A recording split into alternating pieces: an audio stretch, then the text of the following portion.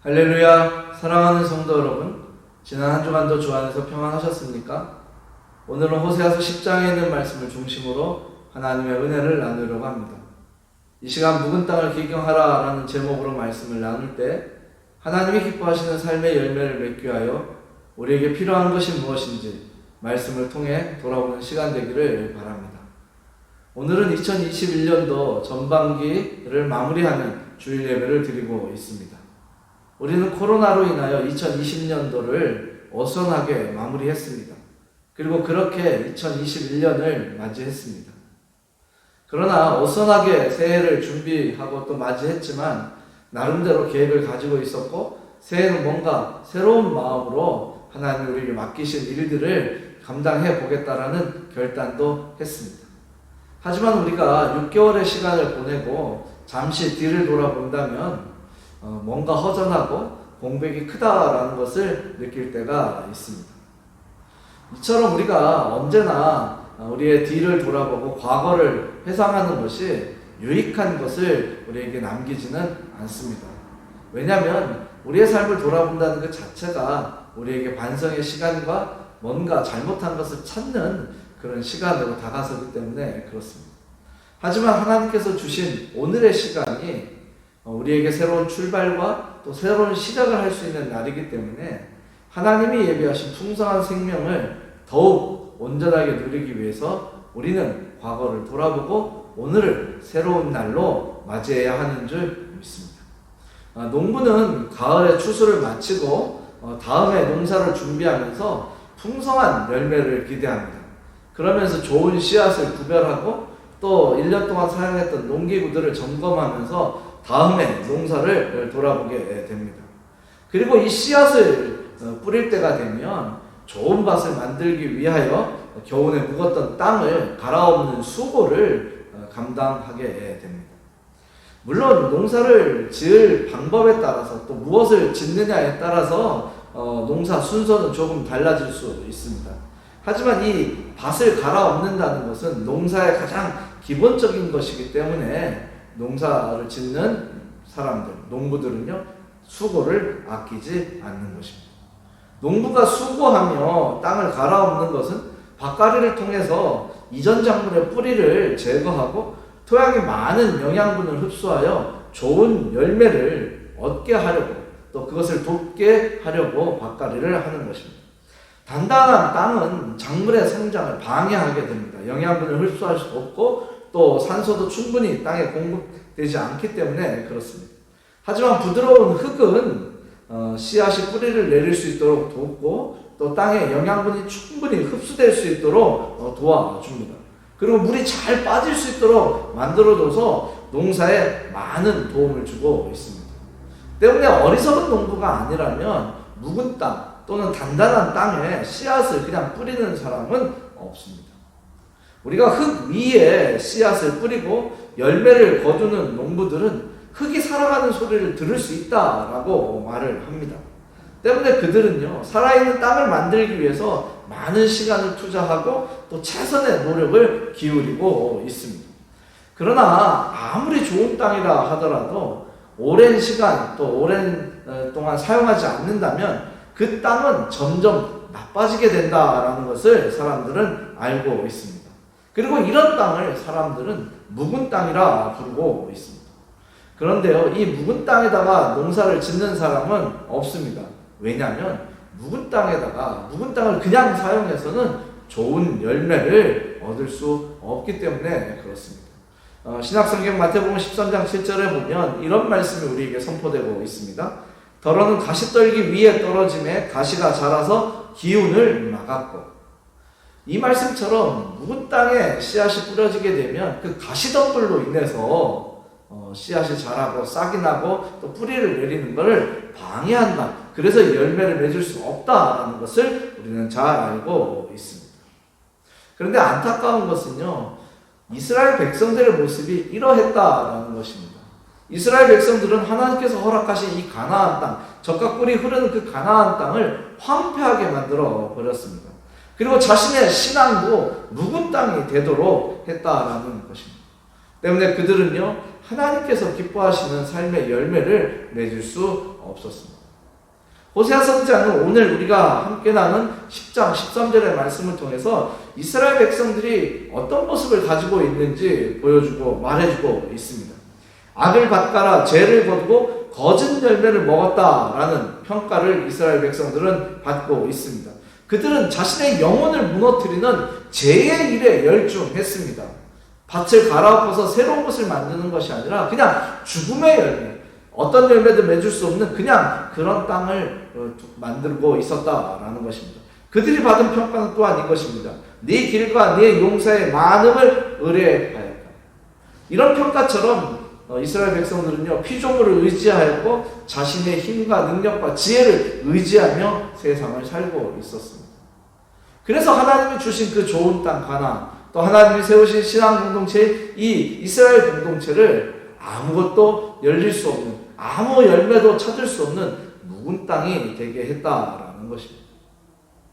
그래서 하나님께서는요, 호세아 선지자를 통해서 이스라엘 백성들에게 묵은 땅을 갈아엎으라고 말씀하고 있었던 것입니다. 여러분 10장 12절의 말씀을 한번 보겠습니다. 너희가 자기를 위하여 공의를 심고 인애를 거두라. 너희 묵은 땅을 기경하라.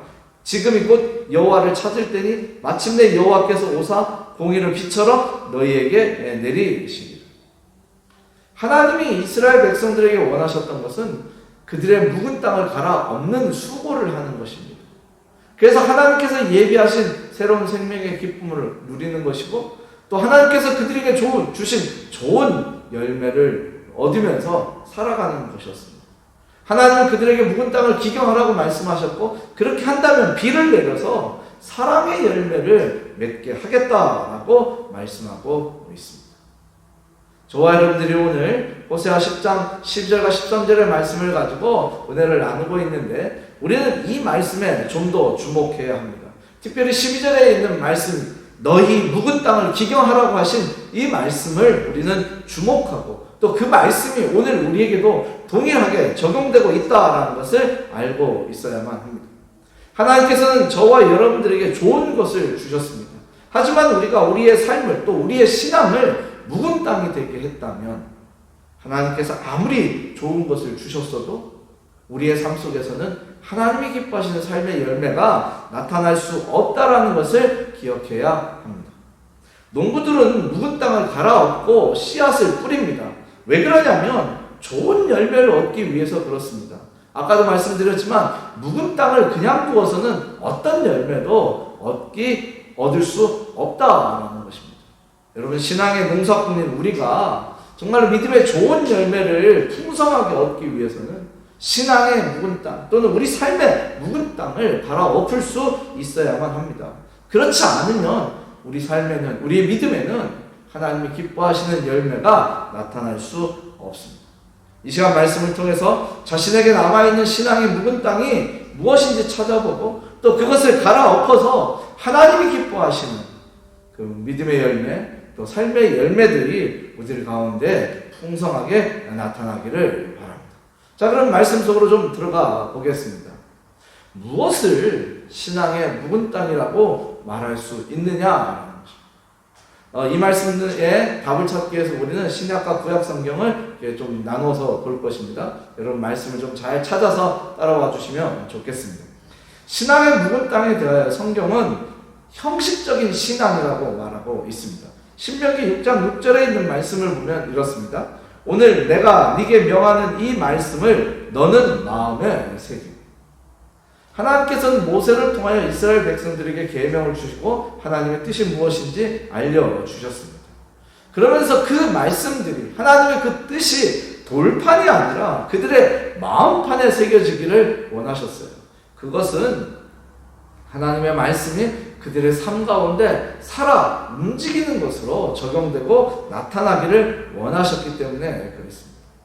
하지만 이스라엘 백성들은 하나님의 말씀을 그냥 돌판에 두었습니다. 그들의 삶의 모습은 더욱 단단한 형식에 매이게 되었고, 하나님의 말씀보다는 어떤 신앙의 유전이나 전통을 더욱 중요하게 여기는 것이 예수님께서 이 땅에 오셨을 때까지 이어지고 있었던 그들의 모습이었습니다. 마태복음 15장 2절을 보면 당신의 제자들이 어찌하여 장로들의 전통을 범하나이까? 떡 먹을 때 손을 씻지 아니하나이다. 지금 이스라엘 백성들은요, 하나님의 뜻, 그 이웃 사랑의 진리, 또 하나님을 온전히 믿음으로 제사하고 하나님을 믿음으로 경배하는 것, 그것보다 그들의 선생님, 자신들이 몸담고 있는 문파회가, 또 자신들이 따르고 있는 어떤 그 교단이나 교파가 무엇을 가르쳤느냐, 이것을 더 중요하게 생각하고 있다라는 것입니다. 하지만 중요한 것은요, 하나님께서는 제사보다는 순종을 원하셨다라는 것입니다. 사무엘상 15장 22절의 말씀을 보면 사무엘이 이르되 여호와께서 번제와 다른 제사를 그의 목소리를 청종하는 것을 좋아하신 같이 좋아하시겠느냐. 순종이 제사보다 낫고 듣는 것이 순양의 기름보다 나음. 사무엘이 사울을 책망하면서 하나님의 뜻을 전할 때 나왔던 말씀입니다. 여러분, 이스라엘 백성들은 이거보다 더 심각한 일을 벌입니다. 하나님을 기쁘시게 하는 제사를 드리기보다 자신의 의, 자신의 모습을 나타내기 위하여 제물을 드리고 제사를 하나님께 드린다라는 것을 이사야 선지자는 비판하고 있습니다. 이사야서 1장 11절의 말씀을 봅니다. 여호와께서 말씀하시되 너희의 무수한 제물이 내게 무엇이 유익하냐? 나는 순양의 번제와 살찐 짐승의 기름에 배불렀고 나는 수송아지나 어린 양이나 순염소의 피를 기뻐하지 아니하노라. 믿음 없이 드리는 제사, 정말로 하나님의 뜻에 합당하게 드려지는 제사가 아니라 자신의 만족을 위하여, 자신의 유혹을 위하여 이스라엘 백성들은 수많은 제물을 하나님 앞에 드렸다라는 것입니다. 하나님은 그런 제물을 기뻐하지 않는다라는 것입니다. 히브리서 11장 6절은 우리에게 이렇게 말씀합니다. 믿음이 없이는 하나님을 기쁘시게 못한다. 여러분, 이 말씀은 매우 중요합니다. 믿음이 없이는 하나님을 기쁘시게 하지 못하는. 이어서 말씀합니다. 하나님께 나아가는 자는 반드시 그가 계신 것과 또한 그가 자기를 찾는 자들에게 상 주시는 이심을 믿어야 할지니라. 믿음으로 하나님께 나아가야 한다는 것이죠. 믿음으로 하나님께 예배해야 되고, 믿음으로 하나님께 제사 드려야 되고, 믿음으로 하나님의 뜻에 응답해야 한다라는 것을 성경은 우리에게 보여주고 있습니다. 이 시간 저와 여러분들이 알고 있어야 하는 것은 하나님께서 자신을 택하시고 부르신 목적이 무엇인지 알고 있어야 한다라는 것입니다. 만약에 우리가 이것을 모르고 있다면, 또 삶을 통해서 믿음의 고백을 나타내지 못하고 있다면 우리는 형식적인 신앙에 빠질 수 있다라는 것을 기억해야 합니다. 하지만 저와 여러분들의 삶 속에 믿음이 있고 고백이 있고 순종의 삶이 있다면 우리는 하나님이 원하시는 형식적인 신앙이 아니라 살아있는 신앙을 세상 가운데 나타낼 수 있는 줄 믿습니다. 저와 여러분들의 신앙이 묵은 땅이 되지 않고 하나님의 은혜를 풍성하게 경험할 수 있기를 원합니다. 그러기 위해서는 저와 여러분들의 신앙이 형식적인 것이 아니라 살아있는 신앙이 되어야 합니다. 그래야만 우리의 믿음이, 우리의 삶이 묵은 땅이 되지 않고 하나님께서 기뻐하시는 열매를 맺을 수 있다는 것을 기억하셨으면 좋겠습니다. 이제 두 번째 모습을 보겠습니다. 신앙의 묵은 땅, 두 번째로는요, 자기중심적인 신앙이라고 성경은 말하고 있습니다. 고린도전서 10장 24절입니다. 누구든지 자기의 유익을 구하지 말고 남의 유익을 구하라. 여러분, 이 말씀을 우리가 조금 깊이 생각할 필요가 있습니다. 정말 깊이 묵상하고 이 말씀을 우리 삶 속에 적용할 수 있어야 한다라는 것이죠. 여러분, 하나님께서는요, 우리에게 은혜를 베푸셔서, 은혜를 주셔서 구원을 받게 하신 줄 믿습니다. 에베소서 2장 8절입니다. 너희는 그 은혜에 의하여 믿음으로 말미암아 구원을 받았으니 이것은 너희에게서 난 것이 아니요 하나님의 선물이라. 여러분은 우리가 하나님의 사람으로, 하나님의 아들로, 또 영생의 소망을 가지고, 부활의 소망을 가지고 이 땅을 사는 것은 나의 힘과 능력으로 된 것이 아니라 하나님의 은혜로 된 줄 믿습니다. 그렇게 우리는 새로운 피조물이 되었어요. 새로운 삶을 살 수 있도록 했고, 또 하나님을 이 땅 가운데 나타낼 수 있는 존재로 살 수 있게 만드셨어요. 마태복음 5장 16절을 봅니다. 이같이 너희 빛이 사람 앞에 비치게 하여 그들로 너희 착한 행실을 보고 하늘에 계신 너희 아버지께 영광을 돌리게 하라. 우리의 모습을 보고 살아계신 하나님께 영광을 돌리게 하라고 하나님 또 예수님은 제자들에게 또 우리에게 말씀하고 있습니다. 그러나 여러분, 우리의 모습을 돌아보면 우리는 나 자신을, 나를 나타낼 때가 많이 있다라는 것을 발견하게 됩니다. 때문에 하나님의 은혜로 세워진 이 교회 안에서도 갈등과 충돌이 끊이지 않고 또 서로를 힘들게 하는 일들이 많아지고 있다는 것을 우리는 보게 됩니다. 여러분, 나만의 하나님, 나를 위한 하나님, 나를 통해서만 일하시는 하나님이라는 생각, 이것을 버릴 수 있어야 합니다. 이것이 우리 안에 있다면 성도들의 교제도 어려워지고 또 하나님의 일을 이 땅 가운데 이루는데 걸림돌이 된다는 것을 기억하셨으면 좋겠습니다. 교회 안에서는요, 타인에 대한 이해와 배려보다는 판단과 비난이 앞서지 않게 해야 합니다. 그런 일이 나타나는 것은 자기중심적인 신앙을 갖고 있기 때문이다라는 것을 기억하셨으면 좋겠습니다. 고린도전서 8장 9절입니다. 그런즉 너희가 너희의 자유가 믿음이 약한 자들에게 걸려 넘어지게 하는 것이 되지 않도록 조심하라. 정말로 믿음이 크다라고 생각하는 사람이 자기중심적인 신앙에 빠지게 되면 이런 모습을 갖게 됩니다. 교회 안에 연약한 사람이 오고 연약한 믿음의 연약한 이제 성장해야 될 믿음을 가지고 있는 사람이 들어오게 되면 그가 실족하게 될 수 있다는 겁니다. 왜? 나 중심으로, 나의 만족으로, 나만 오케이를 하면 될 수 있는 상황이 벌어질 수 있기 때문에 그렇습니다. 하지만 하나님께서는요, 자기의 유익보다는 다른 사람이 남의 유익을 구하라고 말씀하고 있습니다. 우리가 함께 읽은 고린도전서 10장 24절을 다시 한번 봅니다. 누구든지 자기의 유익을 구하지 말고 남의 유익을 구하라. 하나님이 주신 말씀입니다. 베드로전서 4장 10절의 말씀에 보면 각각 은사를 받은 대로 하나님의 여러 가지 은혜를 맡은 선한 청지기 같이 서로 봉사하라 말씀하고 있습니다. 하나님은 우리에게 서로 봉사하라, 남의 유익을 위하여 살아가라 그렇게 말씀하고 있습니다. 근데 여러분, 우리가 자기중심적인 신앙을 가지고 있다면 이런 삶은 살 수 없습니다. 하지만 우리가 예수님께 온유함과 겸손함을 배우고 있다면 또 그런 삶의 모습을 가지고 있다면 우리는 하나님께서 기뻐하시는 삶을 살아갈 수 있습니다. 마태복음 11장 29절입니다. 나는 마음이 온유하고 겸손하니 나의 멍에를 메고 내게 배우라. 그리하면 너희 마음이 쉼을 얻으리라. 정말로 하나님이 이 땅에 보내신 독생자 예수를 통하여 우리가 새로운 삶의 가치와 그 자세를 배울 수 있다면 또 그것을 세상에 나타낼 수 있다면 우리는 이 자기중심적인 신앙에서 벗어나서 하나님이 기뻐하시는 이웃을 섬기고 다른 사람의 유익을 위하여 살아갈 수 있는 신앙인이 된다는 것을 기억하셨으면 좋겠습니다. 하나님은 여러분 하나님은요, 우리를 한 소망 안에서 부르셨습니다.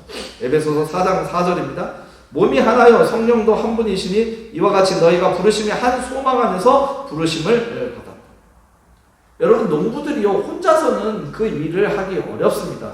때문에 여러 사람이 협동해서 서로의 유익을 위하여 일합니다. 그래서 자신들에게 오는 어려움들을 농부들은 협동하여 이겨냅니다. 바로 이런 모습이 하나님의 부르심을 받은 우리에게 필요하다라는 것을 성경은 말씀하고 있습니다. 로마서 8장 28절입니다. 우리가 알거니와 하나님을 사랑하는 자 곧 그의 뜻대로 부르심을 입은 자들에게는 모든 것이 합력하여 선을 이루느니라. 여러분, 우리는 혼자서 신앙생활하는 사람이 결코 아닙니다. 성령이 우리를 하나 되게 하셨고 또 우리에게 협력하여 선을 이루라고 하시는 하나님의 말씀이 있고 우리는 그 말씀을 따라 살아가는 사람들입니다. 여러분, 다른 사람의 연약함을 드러내기보다는 감싸고 보듬는 삶이 오늘 교회 안에 필요합니다. 그럴 때 더불어 함께 성장하는 믿음을 가진 교회가 될 수 있고 또 이해와 배려를 통해서 서로의 믿음이 더 커지는 것을 경험하는 신앙 공동체가 될 수 있다는 것을 기억하고 세상에 나가시기를 주님의 이름으로 축복합니다. 자, 이제 마지막으로 신앙의 묵은 땅의 모습을 보겠습니다. 셋째로 신앙의 묵은 땅은요, 묵은 변할 신앙이라고 성경은 말하고 있습니다. 로마서 12장 2절에 있는 말씀을 봅니다. 너희는 이 세대를 본받지 말고 오직 마음을 새롭게 함으로 변화를 받아 하나님의 선하시고 기뻐하시고 온전하신 뜻이 무엇인지 분별하도록 하라. 하나님의 선하시고 기뻐하시고 온전하신 뜻이 무엇인지 분별하도록 하라. 여러분, 이 말씀은 매우 중요합니다. 하나님께서 이스라엘 백성들을 가나안 사람들과 언약을 세우지 말고 그 땅에서 살라고 말씀하셨습니다. 여러분, 출애굽기 34장 12절의 말씀을 봅니다. 너는 스스로 삼가 네가 들어가는 땅의 주민과 언약을 세우지 말라. 그것이 너희에게 올무가 될까 하노라. 이스라엘 백성들에게 가나안 사람들과 언약을 맺지 말라라고 한 이유는 바로 이것입니다. 무분별하게 그들의 문화와 그들의 그 우상을 섬기는 모습들이 이스라엘 백성들에게 들어와서 그것이 이스라엘 백성들에게 올무가 되어서 넘어질 수 있기 때문에 하나님은 그렇게 말씀하셨습니다. 하지만 여러분, 이스라엘 백성들은 자신의 유익을 위하여 가나안의 풍습을 따랐고 가나안의 종교를 받아들였고 우상 숭배의 늪에 빠지게 되었습니다. 여러분, 우리가 알고 있는 지혜의 왕으로 알고 있는 이 솔로몬의 말년을 한번 보십시오. 그러면 그 모습에는요, 그의 모습에는 하나님에게서 그의 마음이 떠나 있다라는 것을 우리가 보게 됩니다. 열왕기상 11장 4절에 있는 말씀입니다.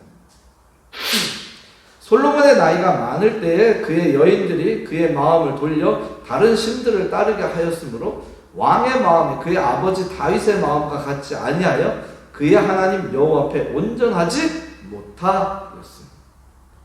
여러분, 솔로몬은 처음에 왕이 되었을 때 하나님이 기뻐하시는 선택을 했어요.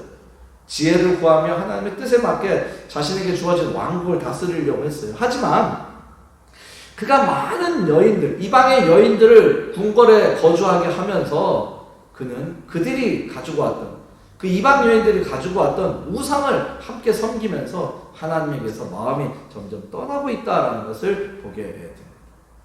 여러분, 이 구별되지 않은 신앙, 또 이 무분별한 행동은요, 하나님의 영광을 이 땅 가운데 나타내지 못하게 합니다. 또한 우리가 하나님의 은혜를 경험하는 것을 방해한다라는 것을 기억하셨으면 좋겠습니다. 하지만 하나님의 말씀을 통하여 얻게 되는 이 절제와 결단, 그리고 인내와 헌신은 우리에게 분별할 수 있는 신앙을 갖게 하고 또 그런 능력을 가질 수 있게 한다라는 것을 기억하시면 좋겠습니다. 여러분, 이 무분별한 삶은 세상 속에서도 이 병의 근원이 된다라고 말하고 있습니다. 여러분, 기억하십시오. 나를 살리는 것과 나를 죽이는 것을 우리는 말씀을 통해서 구별할 수 있어야만 합니다. 그래야 하나님의 은혜로 시작된 이 새로운 삶을 통해서 하나님이 예비하신 풍성한 삶의 기쁨을 누리고 또 하나님이 기뻐하시는 열매들을 우리가 맺을 수 있기 때문에 그렇습니다. 여러분, 무분별한 신앙이 아니라 하나님이 주시는 지혜로 분별하고 정말로 세상과 하나님의 뜻이 무엇인지 이것을 분별해서 하나님의 뜻에 순종하고 그것을 따르는 믿음의 사람이 되시기를 주님으로 축복합니다. 자, 이제 오늘의 말씀을 마무리합니다. 지금까지 우리는 말씀을 통해서 신앙의 묵은 땅이 무엇인지 살펴보았습니다. 하나님께서 이스라엘 백성들에게 이 묵은 땅을 기경하라고 말씀하신 것은요, 그들이 회개하고 또 개혁을 통해서 하나님께 돌아오기를 원하셨기 때문에 그렇습니다. 여러분, 왜 그러냐면 성경이 우리를 또 구약의 성도들을 하나님의 밭이라고 말씀하고 있기 때문에 그렇습니다. 고린도전서 3장 9절에 있는 말씀입니다. 우리는 하나님의 동역자들이요 너희는 하나님의 밭이요 하나님의 집이니라. 여러분, 우리가 하나님의 밭이다 라고 성경은 말씀하고 있습니다. 그래서 성경에 이 농사 짓는 일을 비유하여서 우리의 신앙이 어떤 모습을 가지고 있어야 하는지 말해주고 있는 것입니다. 우리가 신앙의 묵은 땅을 갈아엎어야 하는 것은요, 하나님이 기뻐하시는 그런 믿음의 열매, 삶의 열매를 풍성하게 얻기 위해서 그렇습니다. 오늘 저와 여러분들이 말씀을 통해서 묵은 땅이 무엇인지 살펴보았습니다. 이 말씀을 통해서 나에게 남아있는 묵은 땅을 발견하였다면 그것을 갈아엎는 것을 주저하지 않았으면 좋겠습니다. 결단하시고 그것을 실행하셨으면 좋겠습니다. 그러면 하나님께서는요, 철을 따라 이 비를 예비하셔서 우리에게 풍성한 열매를 얻게 하시고 하나님이 예비하신 그 생명의 기쁨, 사랑의 열매를 우리에게 얻게 하실 줄 믿습니다. 이제 여러분, 세상으로 나아가는 우리에게 하나님의 위로와 하나님의 격려가 함께하고 있다는 것을 믿으시기 바랍니다. 묵은 땅을 기경한다는 그 자체는 수고롭고 정말로 고통스러울 수 있지만 하나님이 주시는 위로와 격려를 받고 우리에게 주어진 삶의 자리로 돌아가서 수고하고 애쓰며 잘못된 것을 바로잡는 우리의 신앙이 되기를 바랍니다. 그러면 하나님께서 우리에게 믿고 맡기신 정말 그 놀라운 일들을 우리는 행할 수 있고 하나님이 예비하신 풍성한 생명의 기쁨을 저와 여러분들은 온전하게 누리게 될 줄 믿습니다. 세상으로 나아가서 하나님이 예비하신 생명의 기쁨을 지금보다 더 풍성하게 누리시기를 주님의 이름으로 축복합니다. 기도하겠습니다. 하나님 감사합니다. 오늘도 주께서 우리와 함께 하셔서 하나님이 예비하신 생명의 기쁨이 무엇이고 또 그것을 누리기 위해서 우리에게 묵은 땅을 기경해야 한다는 하나님의 말씀을 보게 하셔서 감사합니다. 하나님, 정말로 묵은 땅에 뿌린 씨앗은 어떤 열매도 얻을 수 없다라는 것을 알게 됩니다. 하나님, 정말로 우리의 삶 속에 묵은 땅이 있고 신앙의 묵은 땅이 있다면 그것을 갈아엎을 수 있도록 인도하여 주옵소서. 하나님이 주시는 위로와 격려에 힘입어서 우리에게 주어진 일들을 감당할 수 있도록 인도하시고 정말로 그것을 행하는데 걸림돌이 된다면 그 모든 것을 갈아엎고 하나님이 기뻐하시는 삶의 열매를 풍성하게 맺을 수 있도록 인도하여 주옵소서. 하나님, 한 사람 한 사람이 이제 자신에게 주어진 삶의 자리로 돌아가고 자신에게 맡겨진 세상의 자리로 돌아갑니다. 주께서 동행하시고 예비하여 주셔서 그곳에서 하나님이 예비하신 풍성한 생명의 기쁨을 누리고 세상에 나타낼 수 있도록 축복하여 주옵소서. 예수님의 이름으로 기도하였습니다. 아멘.